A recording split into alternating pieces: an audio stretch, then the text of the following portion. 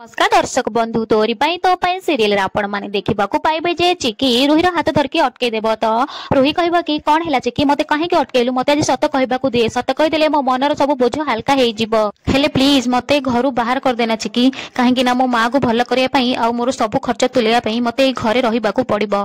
मते गोटे जॉब दरकार हबो आ से जॉब मिलला जाए प्लीज मते एठिक रहिबाकू दे मते टिके सुजोग दे चल आमे सब सत कहीदबा ना एबे नुह टिके अपेक्षा तो कर राम ठीक है जाए आ एमिति रे मो परिवार विश्वास करबा जानछंती आ तते भी मु जानिछि तू जमारू भी व्यस्त होना तोरे सत कहिबार इच्छा मो बहुत जल्दी पूरा करी देबी गोटे कथा मन रख रुही मो परिवार आ मो राम को सहित जेमिति कोनोसी भी गेम न खेलू